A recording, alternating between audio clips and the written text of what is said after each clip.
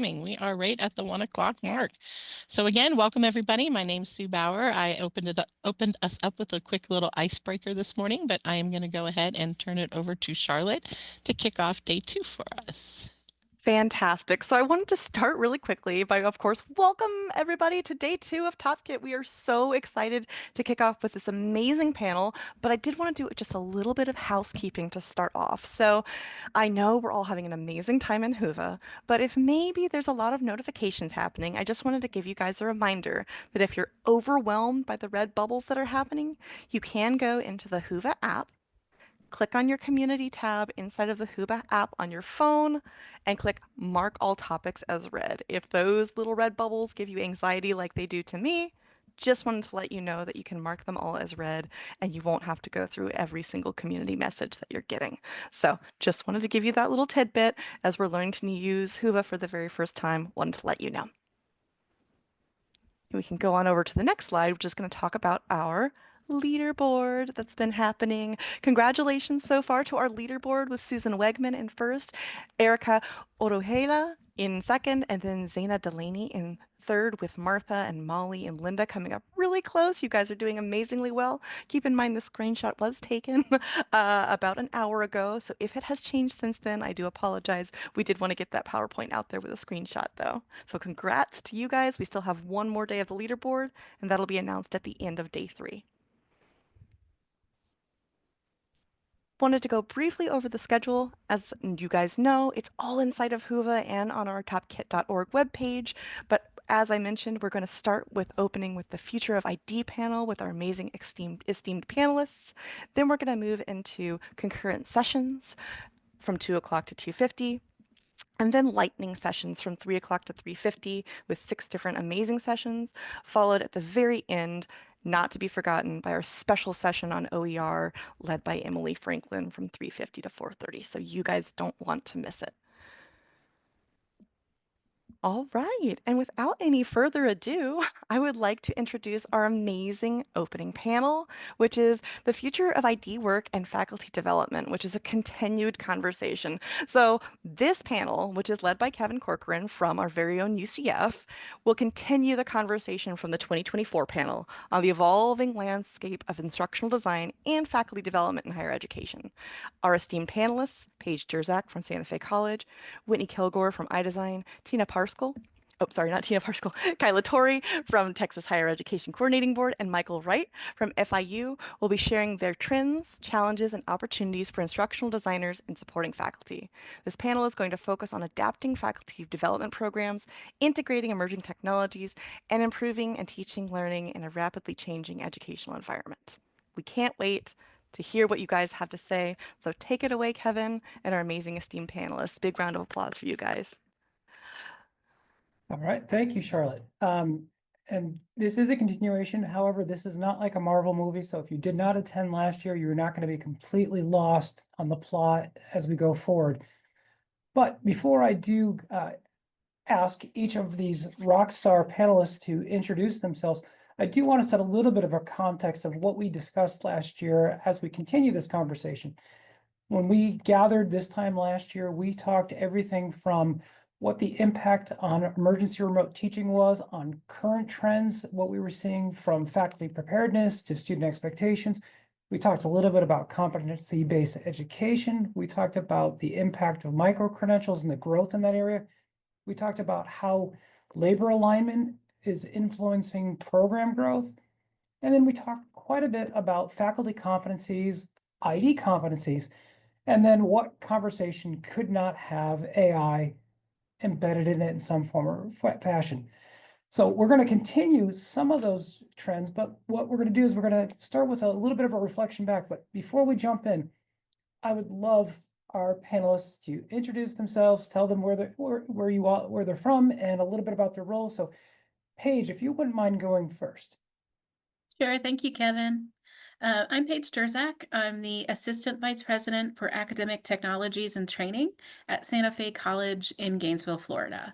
As part of my role, I oversee our LMS, which is Canvas, instructional design, our testing and assessment centers, an educational media studio, and then aspects of what we call SF Online. So looking at the services that we provide for things like tutoring and test proctoring and all kinds of other stuff that we provide to our students as part of their online experience.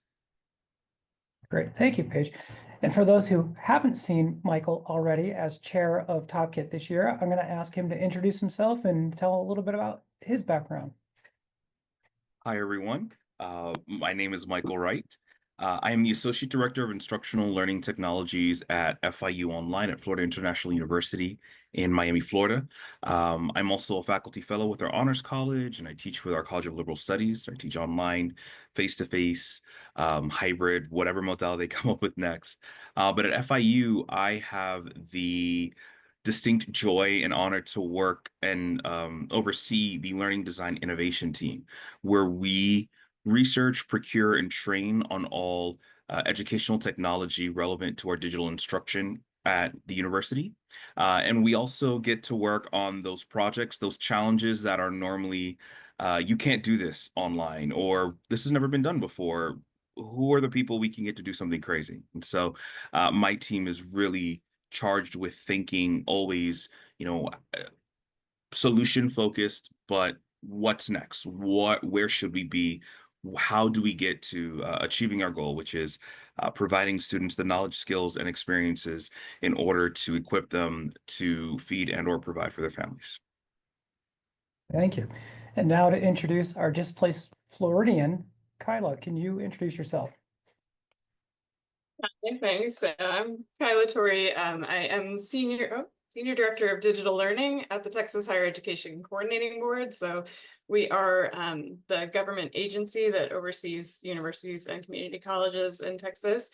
And my role in the Division of Digital Learning, we are a resource and support for the institutions. So we provide content, we provide training, we provide recognition of excellence, all these things for all of the higher education institutions in Texas. Thank you. And last, but certainly not least, a multi-talented person who is attending 2 conferences at once. Whitney, could you please introduce yourself? Absolutely. Thank you, Kevin. It's a pleasure to be here and to be here. I'm actually in Denver right now. I just finished up at UPSIA and coming to you live from the American Airlines Lounge. I'm one of the co-founders and the chief academic officer at iDesign. And we've been in business for 13 years doing the great work that Paige and Maikel were describing their teams doing as well. So we are an instructional design shop helping universities all over the United States build fully online degree programs. And I get to lead a team of really wonderful individuals who make that magic happen on the daily. So excited to be a part of the panel today too, Kevin. Thank you for the invite. Well, this is the fun part for me. I get to present a college, a university, a statewide, and a partner perspective. And all I have to do is ask questions. I'm listening to these brilliant people share their perspectives here. When the group got together, we started talking about how we might approach this day. And we wanted to talk a little bit about what has happened in the last 12 months. From where we met last year and some of the challenges that we were discussing and where we are today. Really, how has the field changed? How has higher ed changed? And where do you see yourself 12 months later? So, Whitney, I would love your perspective from maybe that broader partner perspective. Yeah, I think my view is probably a little bit different because I'm talking to senior leaders at higher ed institutions regularly. And certainly the last probably 6 months has been more challenging for a lot of our senior leaders than ever before, trying to manage their teams, protect them from legislative concerns, changes in funding. There's a lot of stressors in the higher ed landscape right now. And so I think, if you know a leader in the space, give them a hug. It's been a real challenge these last 6 months. And we can dive into that a little bit more, but I absolutely agree. So, Paige, I wonder if you'd be able to share a little bit of your perspective over the last 12 months.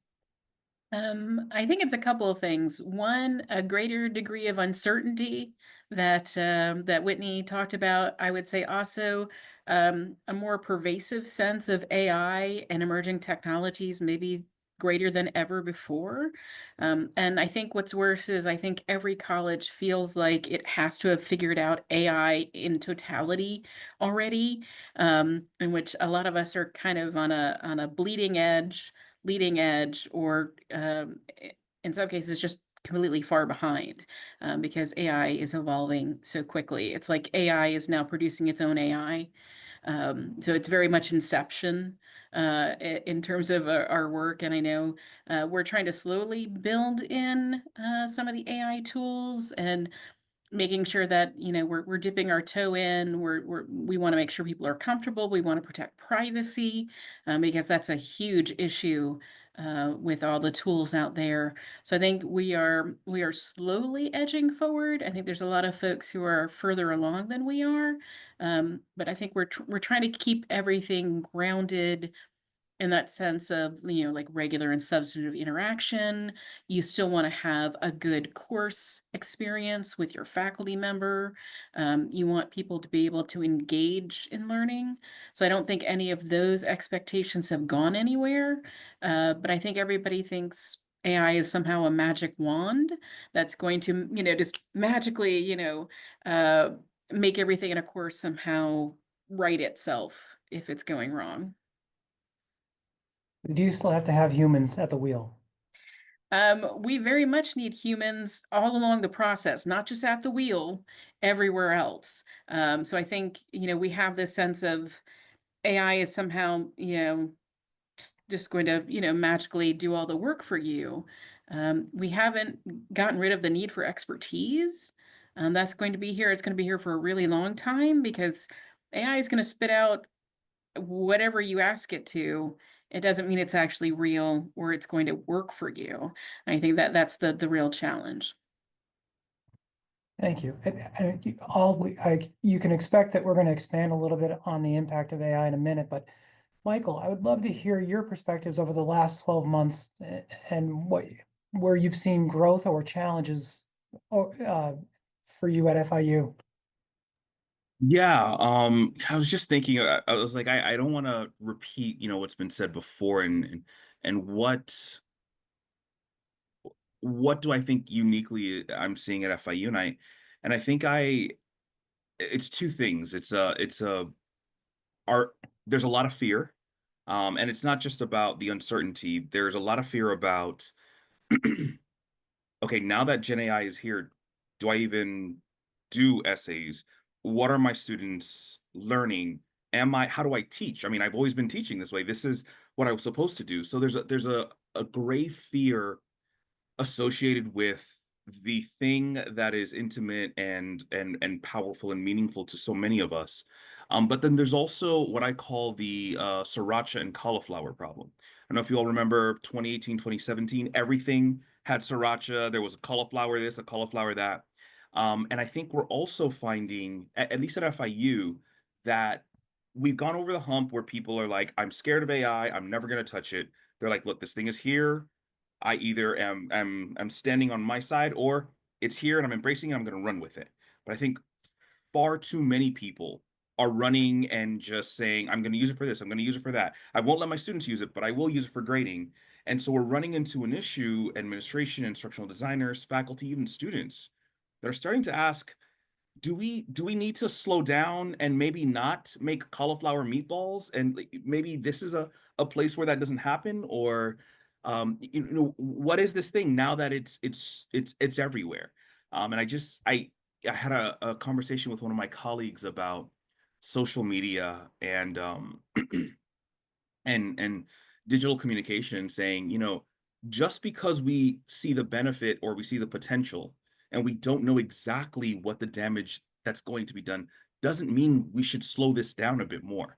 Because we think about what social media did in that space, it connected us over continents and all these great things, but we now dealing with an epidemic of loneliness, at least here in higher ed with our students. And so yeah, fear, and then the sriracha cauliflower, I think, problem that it's just everywhere. And we really need to start asking, do I need this here? Like, is this helpful here? Maikel, I've said this, and some of my staff have heard me said this. It's like all the laptops that have the Intel Inside sticker. AI is getting to that same point. So Kyla, you're joining this conversation, so we don't necessarily have a reflection point, but would love to hear the conversation that's happening across the state of Texas over the last 12 months, especially around digital learning and instructional design. Yeah, thanks. So I think there are a couple really big things happening in Texas at the state level that are affecting instructional design and digital learning. One is in the last legislative session in 2023, House Bill 8 was passed, which is a bill that reformed the way that we fund community colleges. And one of the ways that we did that was to base funding on credentials of value, as we call them, really. So credentials that will be useful to students as they go out into the workforce. And this includes things like micro-credentialing, industry-based credentialing. So community colleges receive credit for those types of smaller credentials as well. So that has changed sort of the way that we're thinking about offering skills and credentials to students, especially at community colleges.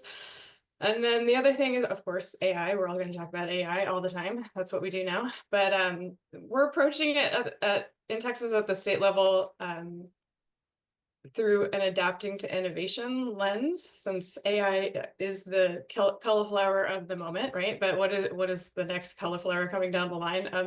Emerging technologies are coming at us at a very rapid pace.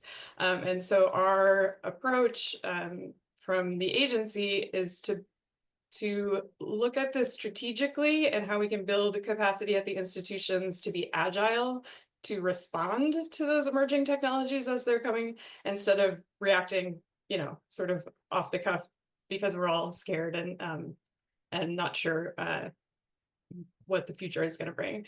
And we're doing this building upon foundations of open education. So we're trying to share knowledge and have a really collaborative approach to this, so that we're not we're trying to avoid redundancy, right? So not every institution is creating an AI 101 course for their faculty. We can have a statewide AI 101 course that's open education, and then all the institutions can kind of adapt it according to their needs. I appreciate all four of your inputs, and some of the themes that I'm seeing emerging right now is fear. Fear is one theme, and it's whether it's a regulatory fear, a technology fear, a funding fear, or a relevance fear. That seems to be a pressing theme today. And when we got together, we did have a little bit of conversation, and in a broader sense, we were talking about fear of technology. And what we were talking about is that there is a growing expectation for using technology, regardless if it's online or in person. And that as we have younger generations come in, especially with the alphas only 3 years away, that there is more and more demand for digital delivery. But the institution may not have the funding to support this or support it in the correct way. There may not be the right level of literacy at the faculty level or the student level. And so we've talked about adopting AI or broader technology. And I'm just curious, how are you in your context managing this threefold fight between expectations, funding, and literacy? So Paige, I'd love to hear from you first. I'm going to throw a fourth leg on the stool there, Kevin, and that is access to Wi-Fi or internet service, because we still have a lot of folks here who don't have really good access, and we have students who are still trying to take courses on their mobile phones, which gives me a panic attack every time I think about it, because we've just got students who are doing the best that they can. So I don't know if there's any secret sauce, whether it's sriracha or otherwise, that anybody's got to to solve all these. I think all of us are probably trying to do a few things. One, reinforce technological literacy and information literacy, because those two things really go hand in hand. And I would say data privacy is riding in on that train as well. I think we're trying to support students wherever we can. So we have like a laptop loaner program. We're doing things with like Wi-Fi hotspots, trying to benefit students. We've just got a lot of stuff going on, and I think if you're like me, you have a limited amount of support to get out to anyone. So I think it's trying to triage the best we can, trying to minimize fear or uncertainty where possible, and trying to figure out where do we need to, duct tape something together to get students through. Well, and Michael, I'd like to maybe propose the same is, but how do you balance innovation versus supportability? So if you want to encourage faculty to go and embrace innovative technologies and have students have those technical competencies, but at some point in time, you've got to have the support mechanisms to take care of that. How are you handling that? Yeah, something that and I'm not going to take full credit for this. My team has really shaken this into my very essence, because I'm very much, let's follow innovation, let's get the tools, let's move forward. We don't have time, to get back. Like, our students, our communities, we need to drive forward. And then thinking too about instructional design work at its core, we are these learning consultants. We work alongside organizations and faculty. And I think what has been our North Star for this is, what's the human problem we're solving? What's the human problem we're solving? Sure, Gen AI is important here. Sure, Gen AI is relevant. Sure, H5P has a new, generative AI, whatever. Like, all these things are coming up. There's all these tools, but what is the human problem we're solving? And what we've seen is we've been able to. One problem is with this approach is, yeah, we can't front load it on a ton of faculty at once. But what we found is we're able to have really constructive, meaningful, and deep solutions in one-on-one consultations. And that echoes then, because one faculty will say, well, my problem, yes, it's about cheating, but really what's going on is my students who are taking this course face-to-face and my students taking this course online, they have different learning experiences. How do we find that gap in between? How do we make that? Because in the face-to-face course, there's learning assistance, so they get more just-in-time engagement or feedback. So now, what can we do in the online section to replicate that experience? I think we've really had to pull back from, let's do the innovative, cool, just driven thing, and let's really roll it back and say, what are the people problems we are attempting to solve? I mean, I've had faculty for the first time who sat down and said, well, I don't know why I have a multiple choice test for this assignment when it's supposed to be articulate your thoughts. And I know some of us, we're in here like, oh my gosh, no way, that's the first. Yeah.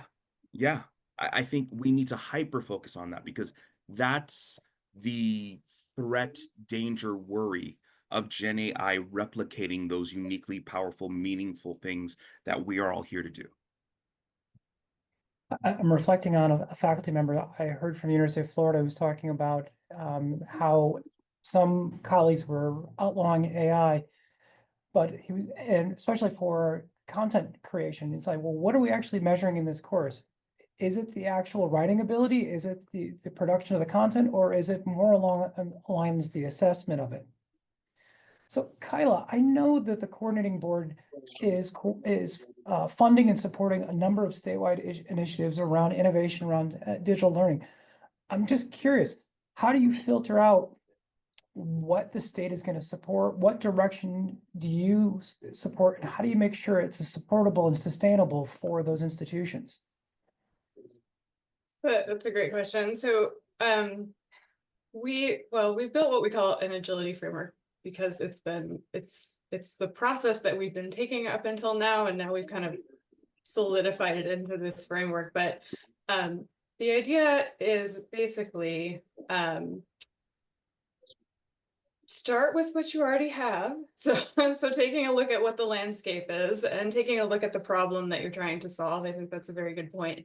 You know, even in the workforce, the point is not to just be able to use the tech, it's to use the tech for the purpose, right? And so you want to be strategic about that. So we started by kind of looking at all of the institutions and where they were and what they were doing with AI in this case, you know, and where there were gaps, and also where institutions were doing things that really seemed like they were successful, right? And then we try to, again, using sort of that open education foundation, we try to take the things that are successful at institutions and share that with the rest of the state in ways that they can digest and adapt. So we're in the process of building an AI hub, or adapting to innovation hub in this case, on our OER repository site, so that it's a place where institutions can go and find resources that other institutions have found to be successful at their campuses, and then they can build on those and adapt them for their local context. So that's one way. And then so building on the things that have been successful, and then also identifying gaps where we can most strategically or effectively use the funding that we have to build out resources and supports for the institutions that they may not be able to do themselves. So we have done quite a few faculty trainings, and we have on-demand training. We also have live, like, cohort-based trainings. And we're also in the process of creating a course that is open education that is it will be focused on AI now, but it's more, the overall course is about adapting to innovation. It will have sort of modules for how you apply that to AI. And then, as you know, we'll build out other technologies or other innovations about how you apply this approach of looking at what you already have and building on that, and trying to be strategic about how you respond to these technologies, you know, as things appear in the future. One of the great things that has come out of Texas, and folks may not know this, is that, you know, they have a narrative that's been going on for about a year now. That's the other AI, adapting to innovation, as Kyla just mentioned, and it's, you know, it's sort of talking about whatever that new technology is, whatever that new Gen AI or that new cauliflower is. How do you approach it? How do you vet it? How do you strategically point it in the right direction? So, Whitney, I've saved the hardest question for you for this topic. What do you say to your partner institutions? How do you provide guidance to them when they're talking about, well, you know, I want to be innovative, I want to be cutting edge, but I also want to be sustainable and supportable? Yeah, it's a great question, and not hard at all. We're in the people business, all of us in higher education, right? Our goal, education, leads to behavior change, right? That allows individuals to go out into the world and do new things that they couldn't do before. And the role of the instructional designer in all of this is, you know, I've often said they're a faculty therapist, but they're more of a change agent, right? And that role of the ID has really not changed since the beginning of online learning, right? So if I go back to the fear then was, oh, they're going to record videos of me and then they'll never need me again, right? My course can run without me. But that wasn't actually true, right? So the pace of change is more rapid now with AI and, you know, the new tool of the minute. But I think the focus being on students, and Paige said it so eloquently, that it's about access and the right tools and data privacy and, you know, getting them machines that they can use. I'm actually doing this call on my phone, Paige. I'm sorry to upset you. But the change is so rapid, that need for triage that she talked about and minimizing fear, it is like a big part of what IDs do. But we also have to be on the cutting edge of what's coming out. and understand how it can be used pedagogically effectively so that we can get to student-centered learning. That's our goal throughout the entirety of our journey as instructional designers. We're change agents who care about the student experience, or we wouldn't keep doing this every day. So the conversation with our partners is simple if we stay focused on the right things.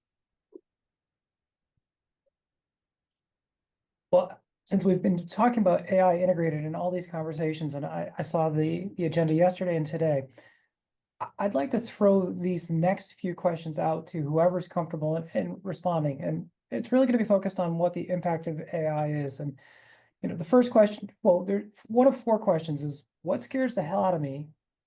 What's great about it? What needs to improve? And what do we see the future of AI? What could it be if it was directed in the right hands? So let me start off with anybody that would like to come off mute and say, for the panelists, what scares the hell out of you about AI right now? So I will say that I was one of those who were really excited. My team, I feel like 3 months before chat was out, we were exploring some fake machine learning alternatives for this. But there's 2 things that I've come to accept and that are just truly real with Gen AI. And I want to say specifically generative AI. We compare it to calculators and word processors and all these other tools that have happened before, but I don't think that's a fair analysis or comparison, because a calculator never made me think it was a human. And a calculator never wrote a Father's Day letter to my uncle and made him cry, right? Like Gen AI, it is making us come back to think about, reconsider, question what it means to be human.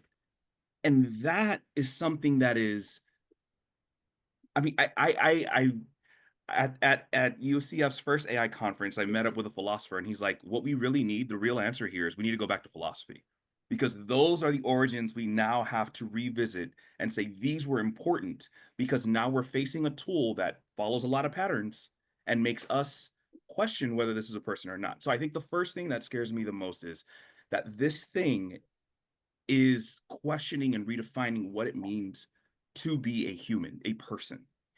The second part that scares me is I think this will be the first time that we see a technology that comes about that displaces jobs and industries that it does not create more for. And I really, and I don't want to be the gloom and doom, and I know there's a lot of hope or whatever, but this, because it does human stuff, or it makes us feel like it does human stuff so well, that to me, if we do not step up and say, okay, what is the value of the people things that we do, of the people things that we represent, this will be disruptive and caustic to our learners, to the things that we hold dear to art, faster than we have the ability to react to. Wow, Maikel, All right. wow. No, that anybody else on what scares the hell out of you, or would you like to transition to something that's a little bit more upbeat? No, I'm just teasing, Maikel. That was a very insightful.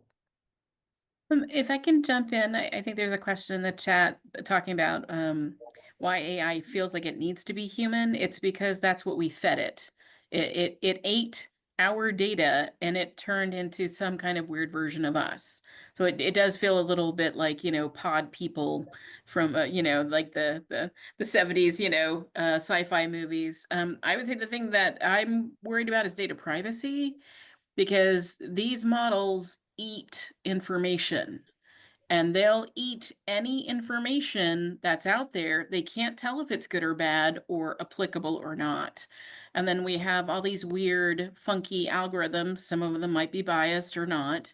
And you can't tell until suddenly you've gotten too deep into the tool and you suddenly realize, wait, this isn't reality anymore. So I think it's that thing that's kind of pushing me, that you can't easily say, yes, this is false.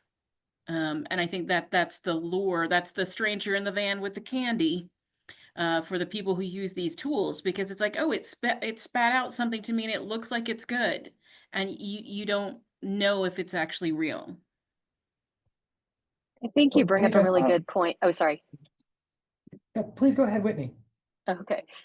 Paige brings up a really interesting point, right? That we fed AI this information, and so it makes us think that it's more like us.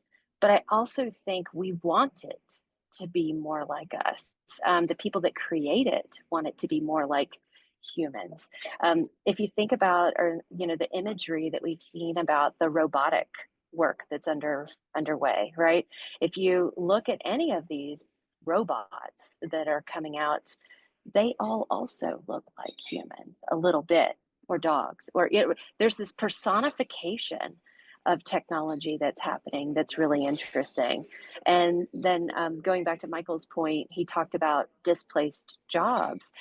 I see that, but I also see the creation of new jobs that are going to require new skills. And there's going to be such a transition that happens so fast that I don't know if we're going to be able to create the educational experience that is needed to help with the beginnings of those jobs. And I think I had shared in our previous conversations, Kevin, the transition from in agriculture using a tractor to now using a drone to do a lot of the same work on a farm. That's a very different skill set needed to do that work, because you're going to change the machine that does the work with you as a human, right? So I think we're going to see an increase in jobs, but in totally new areas we've never imagined. Well, let me try to bridge the conversation from, Paige, you had mentioned earlier about accessibility when we were talking about broad technology. And we just talked about some of the biases that may be inherent within the LLMs and the outputs. I just read an article yesterday that was not from a perspective on bias around ableism that's in the language that's going out. So there is this inherent bias, and we're not necessarily thinking about it through that ableist lens or that accessibility lens. At the same time, when we transition to what's great about AI, I would assume that most institutions don't have the staff to support true accessibility efforts across their digital curriculum. And one of the tools, or one of the ways that AI can actually benefit a deficit on campuses, is around producing alt text strings like the ASU image generator piece, or doing reviews on structured documents or what have you. So I'd love for folks, and maybe Kylie, you haven't had a chance, to talk a little bit about how you're using AI for good, or what elements you see great about AI.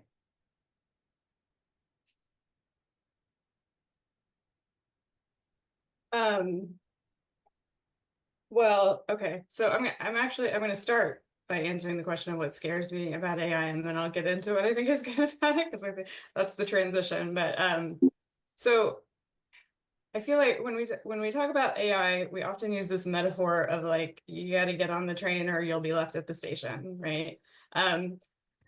But I don't think that we should just settle for being on the train. I think we need to try at least to steer it a little bit, right?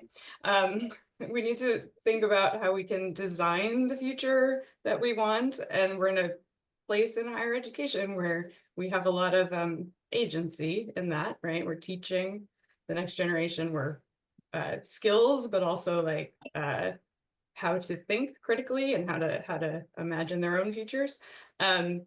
So I think what I find exciting, I mean, there are lots of things that I find exciting about AI as a technology. It helps us be more efficient potentially, right? It can, as you said, Kevin, it can fill these gaps that we have where potentially we don't have the bandwidth or the person power to address things. But more than that, I think I'm excited that we're taking this moment as sort of a wake-up call, or a, hey, where do we want to go in higher education? This technology is here to stay. There are more innovations coming down the road very quickly, right? Like, how do we in higher education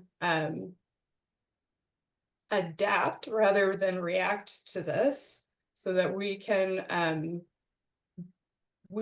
have the sort of agentic role in designing the future that we want, or at least attempting to, rather than just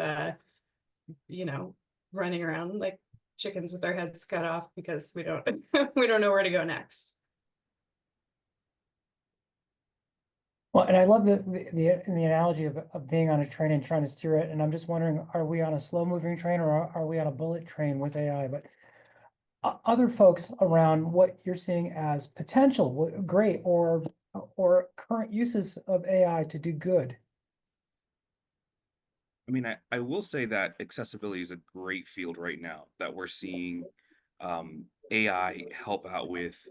Our university we're really committed to Quality Matters, certifying as many courses as possible, and it's really helped our team when trying to fill in the gaps on two things, right? Finding shortcomings for a Gen AI that it's unable to interpret this information, and then also able to get this information so that we can move things a bit better. We can come to our faculty and say, hey, this is what the tool we use to help us get these things taken care of. Is this accurate? Is this working for you? So now it's a lower burden for our faculty to carry. So it's helped us do the human thing, right? Which is make the learning more accessible. I think about text. I'm using like a theme, the Google Notebook LM, that feature.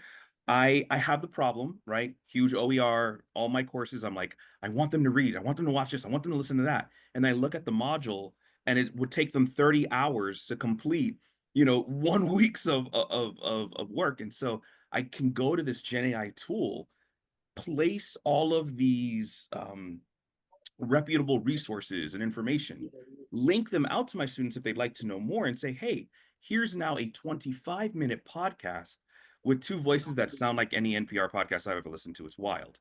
And that way I can compress the information to what I think is most meaningful, most relevant, and still respect and care about your time. I want you to know that I've deployed that in a course, and my students have asked me if they can record a podcast themselves over the learning material because they didn't know how they felt about Gen AI speaking to them. And I just want to keep on mentioning both solutions that we see, Gen AI for good. It helps us get back to that human stuff, right? My students feeling like they're being spoken to about this activity, and then they have the power to go into the sources themselves, making learning material more accessible, students being able to use a screen reader or captions instead of just consuming it in the one multimedia that I've elected to, or that someone has curated it for me. That's awesome. I mean, student choice and using Gen AI to show them what's possible. Yeah, Kevin, I'll jump in there too. The accessibility piece is huge. I mean, just across the board, what we can do to make courses accessible in a fast fashion is really important. But we're actually embracing AI across every facet of what we do, and it's increasing productivity. It's allowing us to drive down the cost of instructional design, and we're using it in our video services team, graphic design, course reviews, copy editing. We've got a tool that uses AI to help with curriculum mapping and alignment of standards to activities. And we can even use it to draft content for faculty so that they can be editor-in-chief of their course instead of writing every piece themselves, because sometimes they struggle with the blank page or having enough time to get a first draft out. So we're seeing AI kind of transform the way we work. Well, I know that we can't get AI back in the bottle as if it was a genie, and we necessarily can't control it. But as leaders within digital learning, within folks who are managing or having influence over instructional design processes, how do we begin to manage this? How do we help faculty vet what is safe, what is ethical? How do we look at these tools for instructional designers to help them build their skills, build their efficiencies? Paige, any thoughts on how do you begin to do this when the field is changing so rapidly every day? I think part of that is just the focus on the person, the faculty member, the instructional designer, that relationship. Because one of the things I'm actually discouraging is my team to generate a bunch of AI videos. It's not your voice, it's not who you are, it doesn't portray you authentically. If all I need to do is create a bunch of AI videos, I don't need instructional designers anymore. I just need somebody to write a bunch of text and throw it into an AI engine and then go from there. I think it's the same thing with our faculty. If our faculty are putting together a huge bunch of AI videos, may not be the best way to create the connection they want with their students. So I think valuing the human relationship, valuing the interaction, the communication is really essential.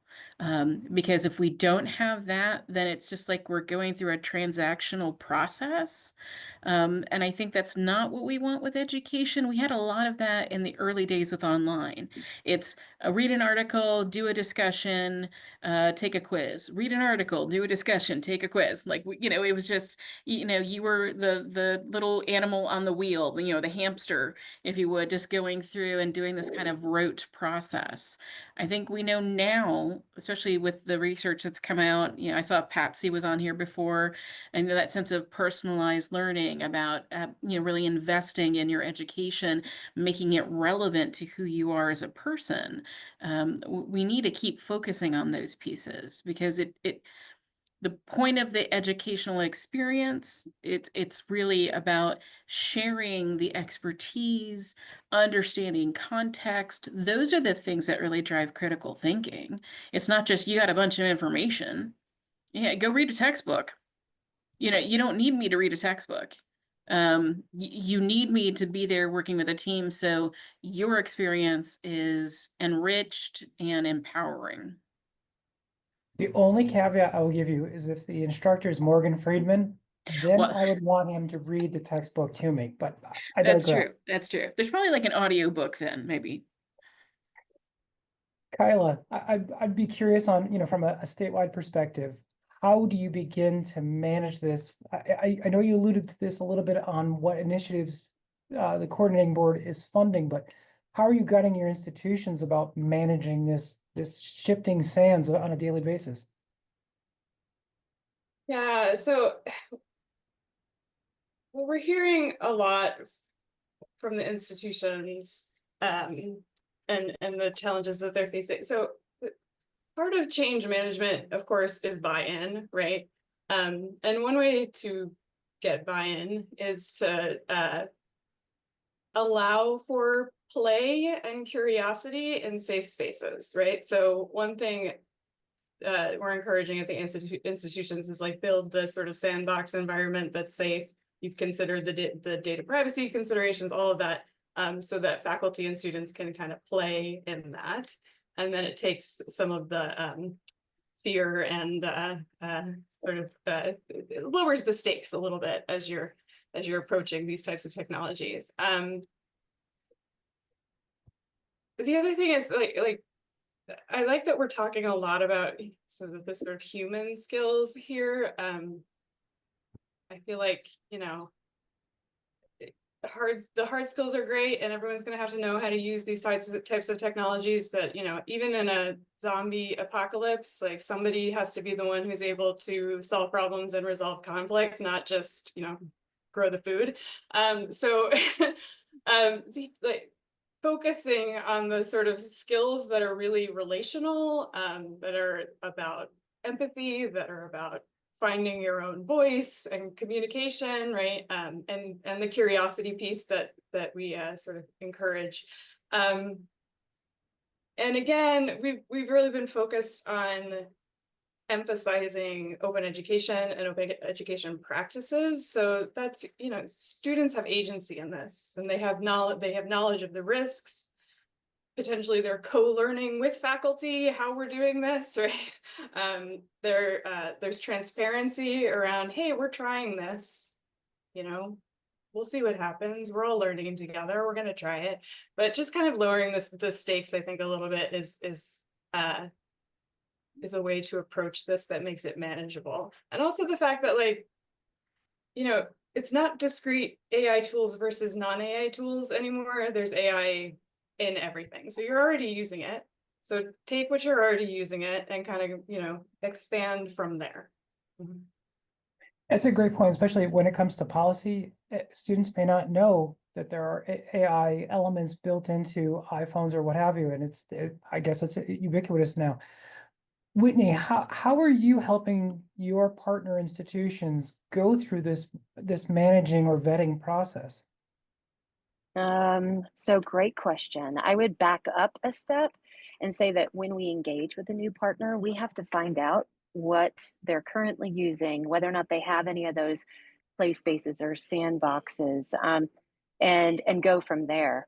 And then as we're looking at tools, just like always, we start with the vision for the program, the student experience. What do you want your students to be capable of and to be able to do when they finish the program or the learning experience?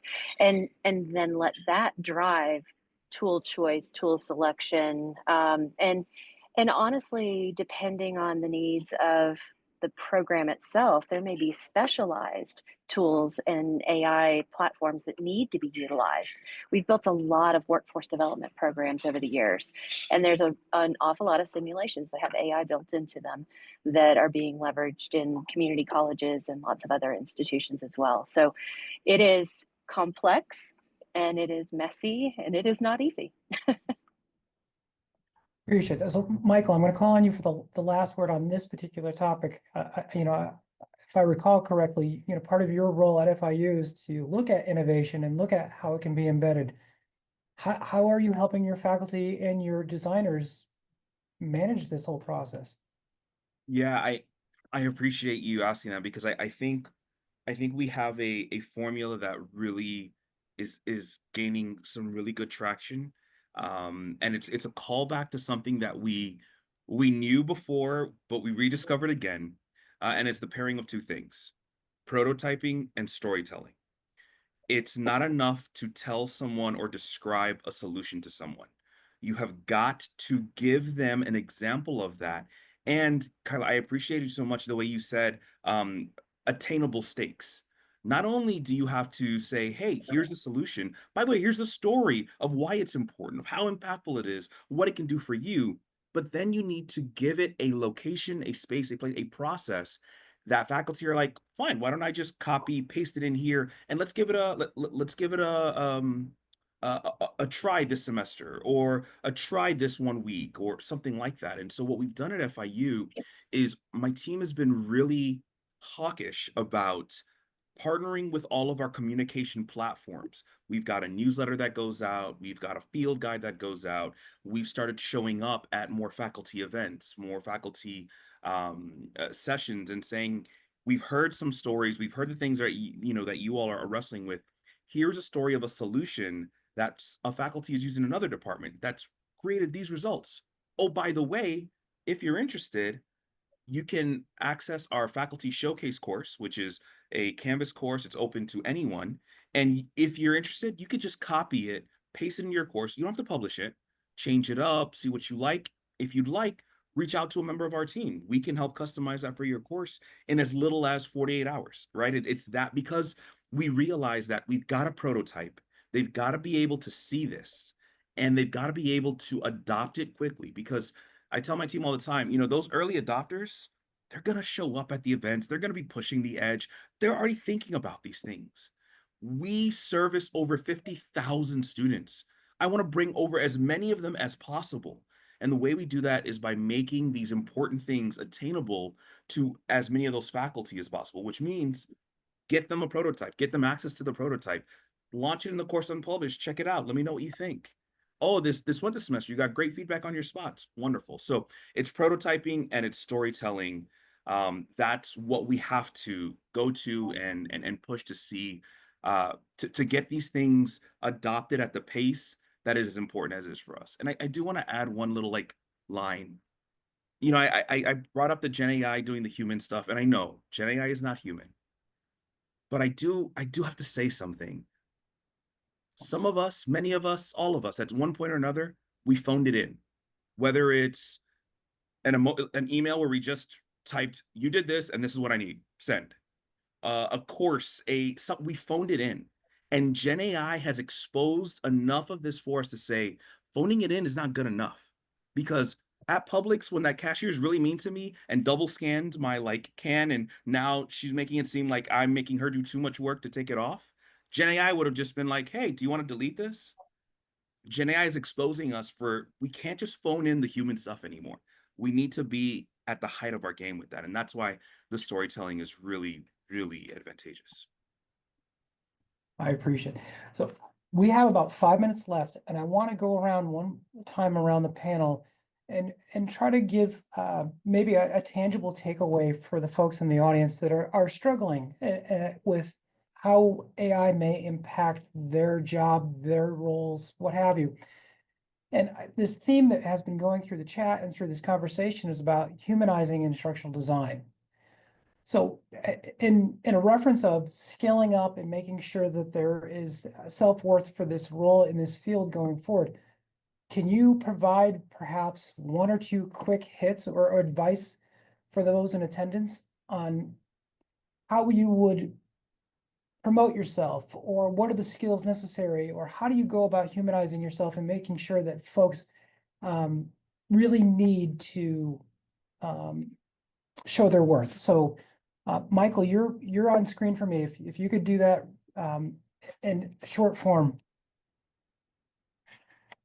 Oh man, um, that's a that's a tough question. Only I think less about because I might not know the answer. You all might not know the answer. I think it's because it's stuff that we know, but it's stuff that we need to kind of harp on. I will say this. I think something that's really advantageous and recently what I've been paying attention to is when people are pairing stories with data.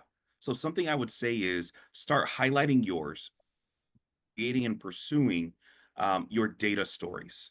So not just saying, here's this number, but pairing this number with why that is valuable to you, what you contributed to that, and why you're passionate about that. So data stories, that's kind of my take. Thank you, sir. Kyla, can you give us a quick thought?